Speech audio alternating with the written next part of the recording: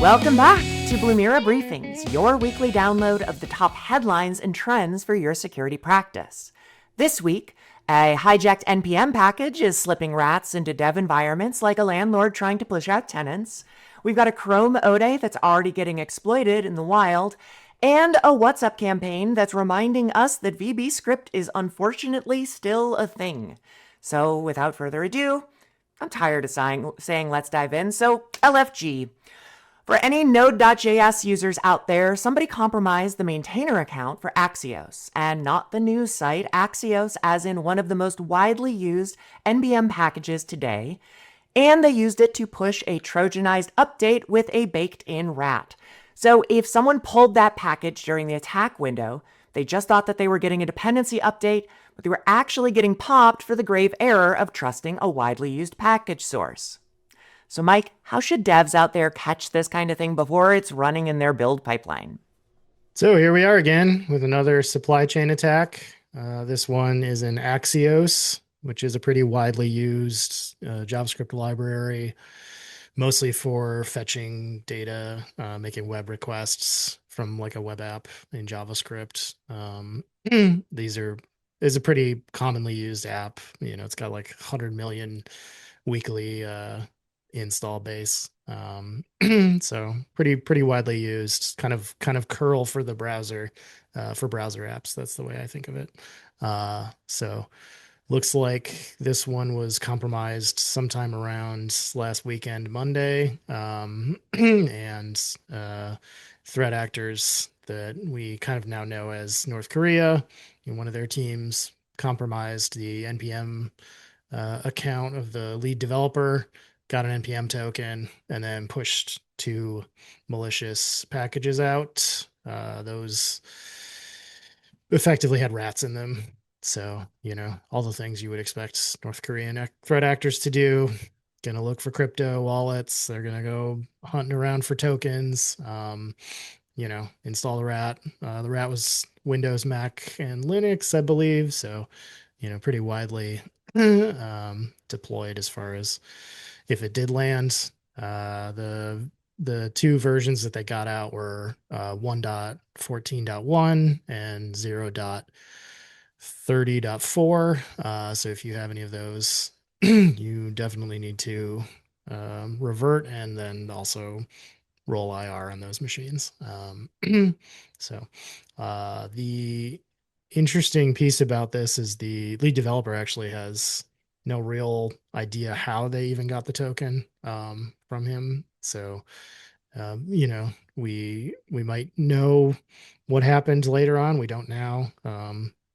He's still not even sure, other than like, something, he got compromised somehow. Kind of interesting that this one was just like an NPM token and then off to the races through the NPM repository, not what we've been seeing with other supply chain attacks, like Team PCP it does, where they go after things like GitHub Actions, steal tokens during the deployment process. This was like straight to the repo, or straight to the the NPM package manager.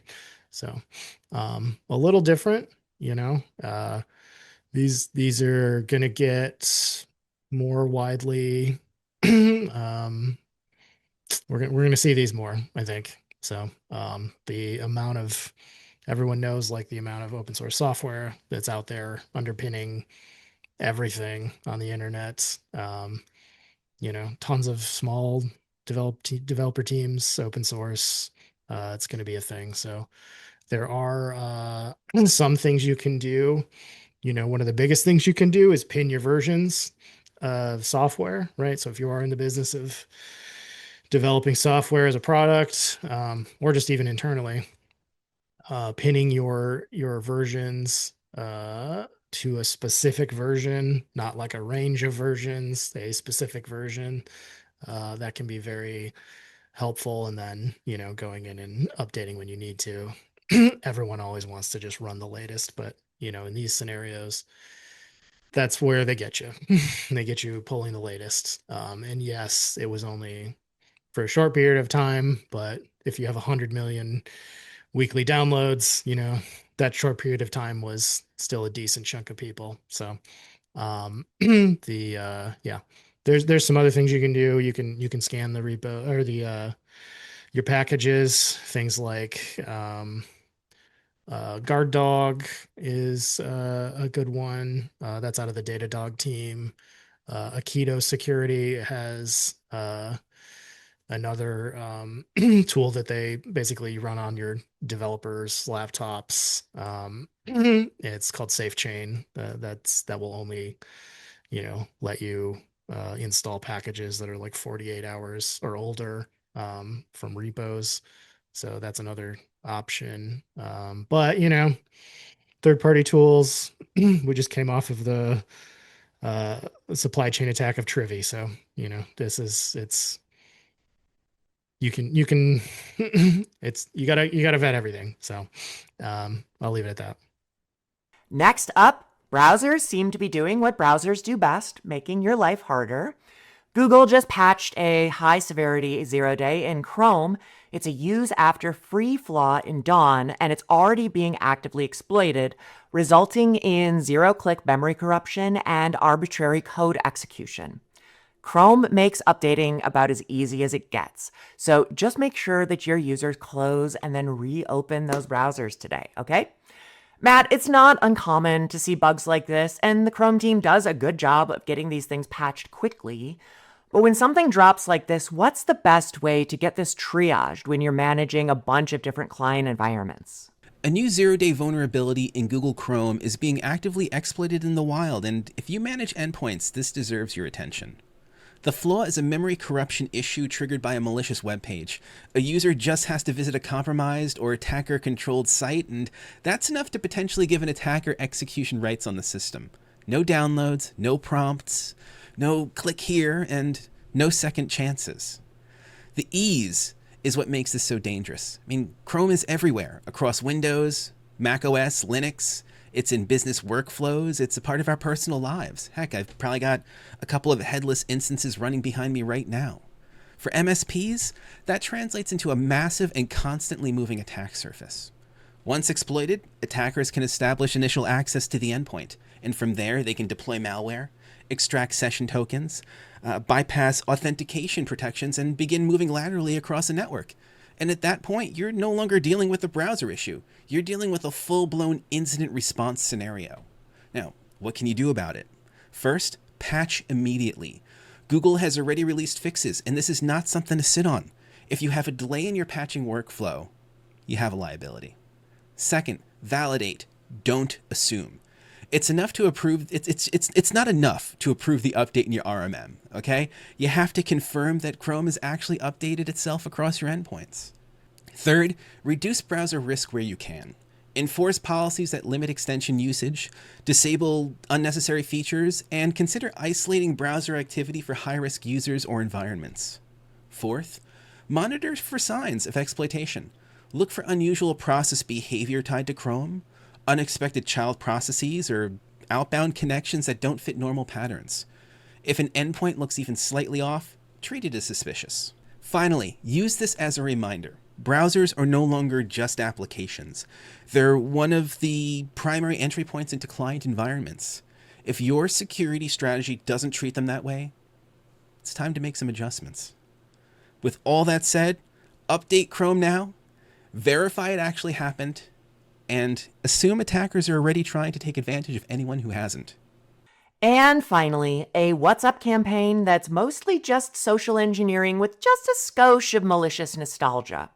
Attackers send what seems like a harmless file to users, but is actually a Visual Basic script, setting up a persistent backdoor that survives reboot, phones home, and waits for instructions. Jake, what are the red flags that people usually miss right before they click the wrong link? All right, what's up, everybody? Sorry, I couldn't help myself on that one. Let's talk a little bit about some of the less obvious signs that a social engineering attempt is underway. Some of these are very painfully obvious to us who are in the know, used to seeing this stuff. But there's a lot of things that we can keep track of, and a lot of things we can teach people as well that might not be so aware of the things that are going on. And that's the number one thing I want to focus on, is just like talking about social engineering tactics, saying that people are doing these things, that attackers are doing these things, is the first step to like just getting everybody communicating, talking about it, just generate a culture in your company to like advocate people talking about it and just getting used to it being something that just happens. Don't place any shame or blame anybody for doing anything. But just kind of get that culture going. So it's good to talk about those things. So I've got a few very specific things that might fly under the radar for a lot of people, but are definite red flags when you're dealing with social engineering techniques. I'm going to kind of rattle them off here one by one. I've got about 9 different items I want to talk about. But all of them can help you detect and keep an eye on the social engineering tactics that are being used nowadays. So number one thing you want to look out for is rapport building pretexts. So you want to watch out for anybody that you're unfamiliar with, an unfamiliar contact who already seems to know details about you. A lot of times these attackers are just scraping social media sites to get details about you. They're looking on LinkedIn, figuring out what like shared interests you guys may have, starting up conversations there. So just be wary of people who you don't know, who seem to either know a lot about you or are just coming out of the blue and saying, hey, I see you like this. I also like this. Can you do something for me? Those are definitely something to keep an eye out for. One other thing, or the next item, number 2, is controlled urgency without panic. A lot of times we're taught to kind of keep an eye out for the items that are, or like emails that come in like urgent, you got to do this, you got to take care of this right away. But what we're starting to see with some social engineering attempts is threat actors are trying to dial that back a little bit because people are so trained on knowing that that is weird now. So now they're trying to dial it back, and they're trying to give you more of like a deadline that doesn't seem so urgent. Something like, I need this before the board meeting at 3, or vendor deadline is today. So if you could get that to me later today, that would be great. They want to make it feel reasonable, which is exactly the point. It discourages you kind of looking around for further verification. Number 3 is channel switching. So that would be something like starting on one platform and then moving to another. So maybe they've got access to some email account or a Teams account, and they tell you, hey, let's go meet up in WhatsApp. Let's go meet up in some other platform. And that's to kind of get around any security controls that the very first communication platform may have. And they're going to be looking to go to something that's a little bit looser, that they might be able to get away with sending you weird files, doing weird things on it that aren't going to be logged. Your security team's not going to be tracking that stuff. So that's another thing to keep an eye out for. Number 4 is name dropping. So this is using somebody who's like in an authority position. It's like a manager, but not saying that they're the manager, but saying like, hey, I'm doing this on behalf of XYZ. I'm doing this on behalf of manager.